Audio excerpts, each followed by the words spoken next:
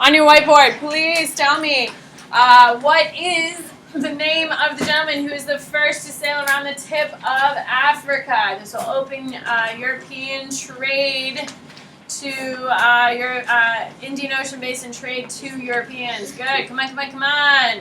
Campbell. Vasco da Gama. On your whiteboard. Have we really run out of whiteboards? Oh, here's one. Oh, perfect. Can you pass it back to Jared for me, please? Killing it. Good job. On your whiteboard. On your whiteboard. Please tell me what two major groups of people are making the most money off of the Silk Road. What two groups of people are making the most money off of the Silk Road? Come on, come on, come on. Yes, good.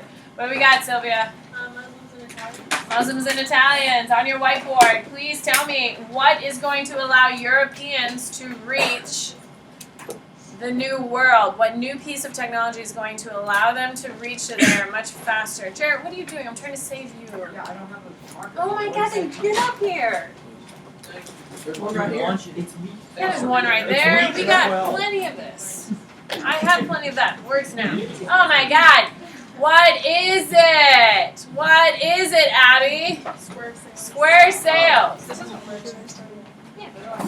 On your whiteboard, please tell me what is going to allow trade to explode in the Indian Ocean Basin.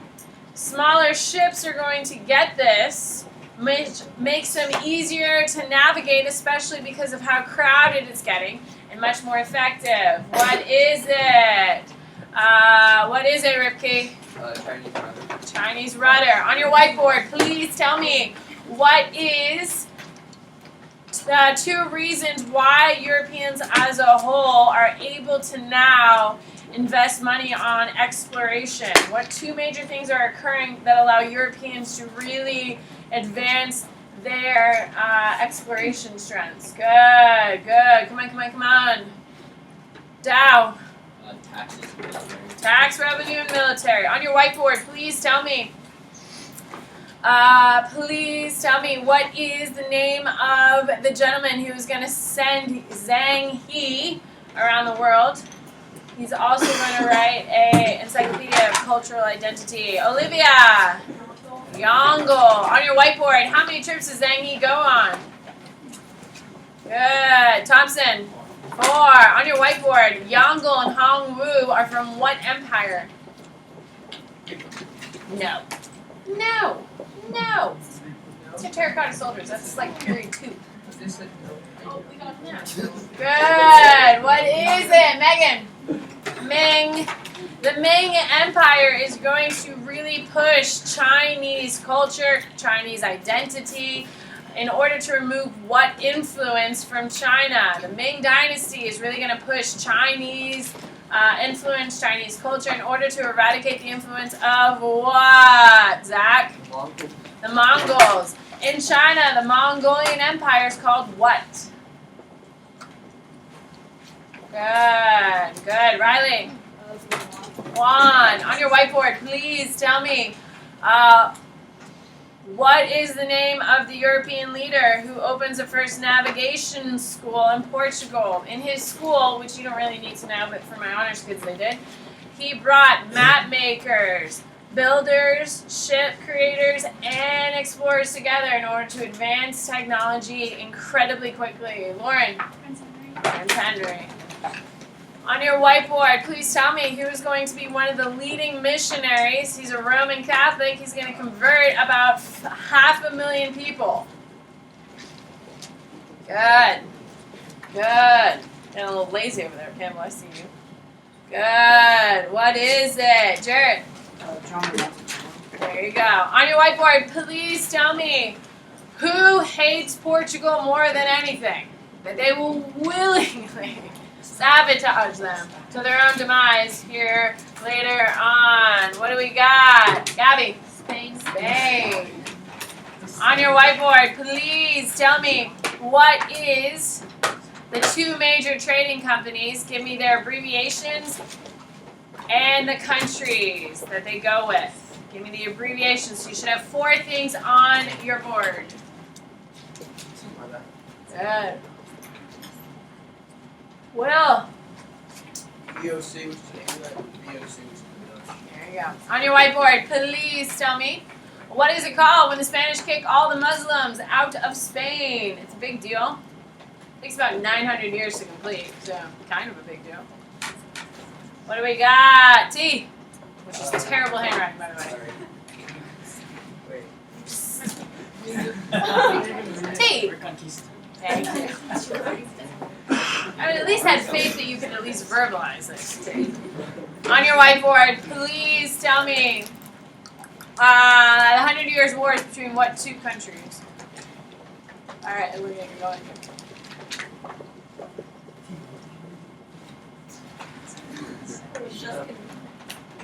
All right, Nathaniel.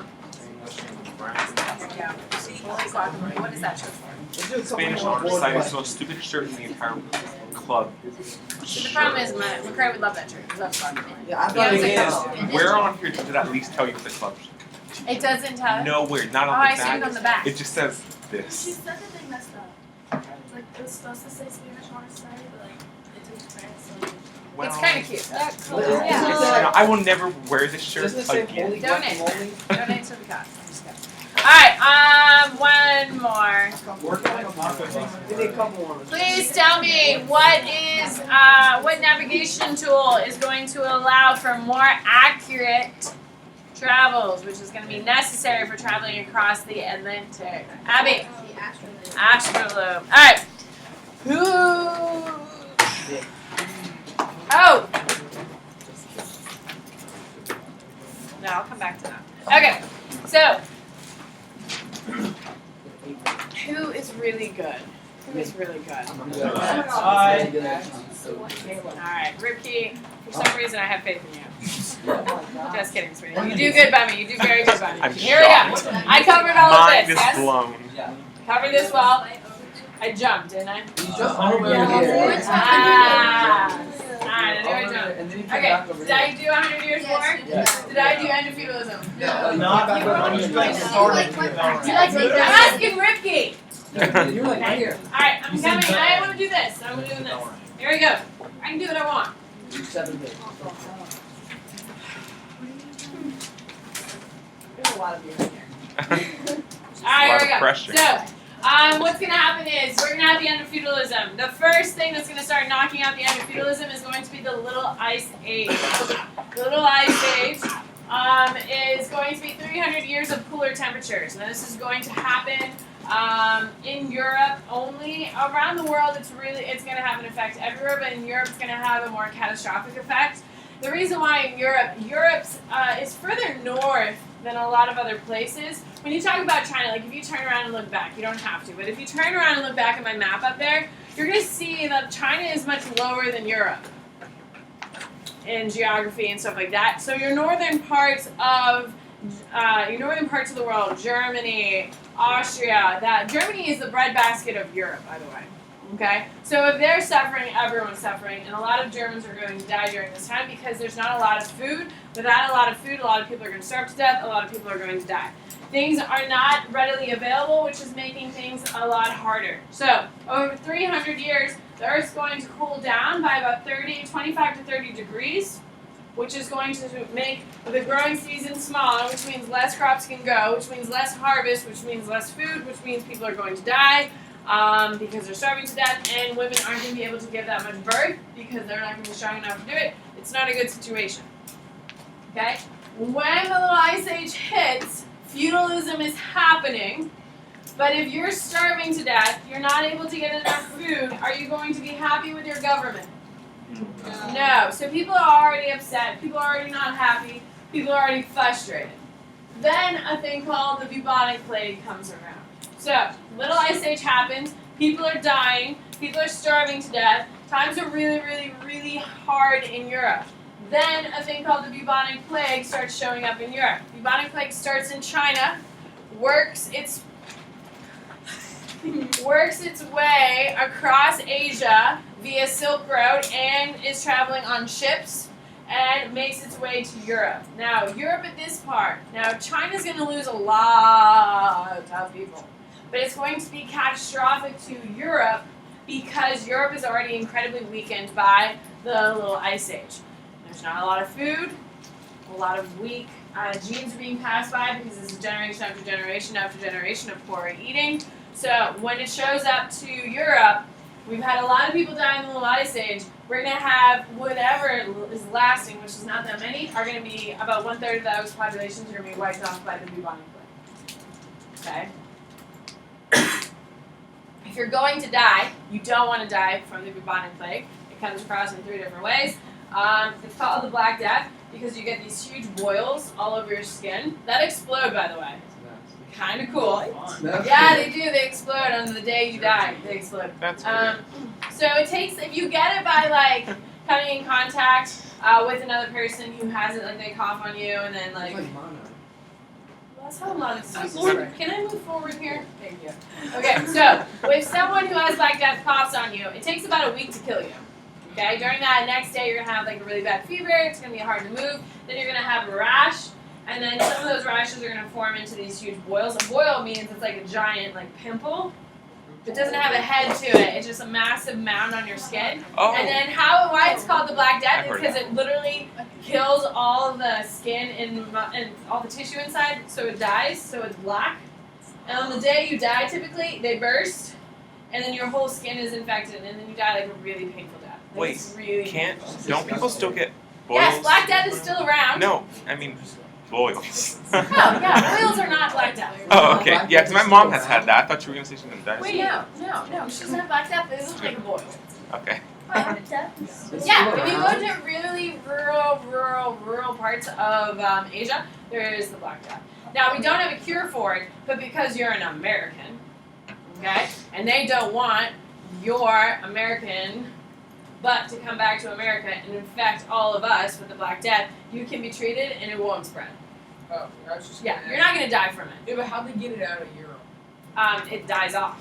So they just, Yeah, they just kind of start moving forward. Now, what's going to happen? The bubonic plague. So, times are really tough because of the little ice age. Then we have the bubonic plague, which is going to spread. The bubonic plague is also known as the Black Death and the Black Plague. Make sure you know, because they're all interchangeable. That comes through. So, times are really tough. Things aren't good. If you're a server peasant who's working the land, are you going to be happy with your job? No. No. Now, is there anything a knight or a vassal or a noble can do to protect you from that? No, there's nothing you can do. So you're out in the field working really hard, and the thing that's killing everyone cannot be protected by a lord or a vassal. Are you going to think this situation is fair or unfair? Unfair, because there's no more Vikings going around killing people, because frankly everyone's just dying from a disease. So all these peasants and serfs are like, damn, this is my shot. Here we go. I want to get paid. I want to get paid. And all the lords and nobles are like, hell no. This isn't how it works. I protect you. You feed me. And they're like, no, you can't protect us from this? Hell no. So what happens is a lot of the serfs are like, okay, I'm out. So they leave. And all the lords and nobles are like, oh my god, what are we going to do? So economic chaos is what is going to happen in Europe. The economic foundation is the feudalism, the manual system. That's gone now because people are just leaving. Okay? A lot of people are dying as well. So we're going to have a little bit of economic chaos. It's going to be really destructive. Yes. Why did they just take all the people who were infected I think that's well, there's really no need to quarantine them because if you got infected and you were part of our village, you were going to kill most of us. So there's really no need to quarantine. We're all going to die here because Europe was not very clean, not very safe. So when we have a guy named Abun Batua come through and like look at all these Europeans, he's like, oh my god, they're disgusting. They don't bathe, they don't clean, they don't have soap. Like, who are these people? They're animals. And that's why it's going to spread so quickly. After the fact, people are like, we got to come up with a better strategy for this. And hence why we have things called isolation and stuff like that. But we don't really learn that stuff. During the bubonic plague, the Catholic Church is also going to lose a lot of power. Because the Catholic Church says, and we're out. And they go into the mountains and isolate themselves. Okay? So if you're dying and you need your last rite, because if you're a good Catholic, you need to have your last rites in order to get into heaven. So if you've been perfect your whole life, but you don't get your last rites where they do the final blessing, okay, you don't get to go to heaven. Because there's 9 things you have to do as a Catholic to get to heaven. And the last rites is the last part. If you don't do it, you don't get to heaven. Well, all the Catholic priests and popes and stuff, do you think they want to go out and talk to all these dead people? They're like, hell no, man. Make your own peace with God. and they go. So it's going to cause a huge crisis during the bubonic plague. The issue with the Catholic Church is another issue why Protestant Reformation is going to happen. A lot of people are going to lose a lot of faith in the Catholic Church. This will begin the demise. Okay? So, outcomes of bubonic plague, decline of trade. Okay? If you go to Asia, you're going to get the bubonic plague. If you go to a port city, you're going to get the bubonic plague. If you wander from town to town, do you think people are nice to outsiders? No, because, oh my god, they could have bubonic plague. So, trade pretty much stops. Decline of population. When you kill 1/3 of the population, you can understand why the population goes down. It makes a lot of sense. There's a lot of dead people. Peasant rebellions. Like I said, all of your peasants or serfs are saying, hell no, I'm not going to work your farm, and you're not going to be able to protect me. And then finally, we have labor shortages. Are you done yet? Are you done?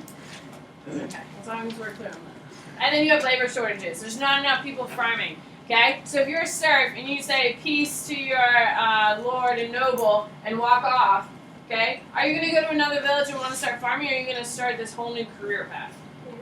Yeah, you're going to try to be an actress. I assume that's what people do when they like reject their life. They try to go to Hollywood and become an actor. I don't know. Who's kind of questions there? Alright, so feudalism is going to fail. Little Ice Age wipes out a lot of faith in the system. Bubonic plague wipes it all out. After the bubonic plague, feudalism does not exist in Europe. Because of that, we're going to have states start consolidating power. We're not going to really have empires anymore in Europe. We're going to have empires that conquer.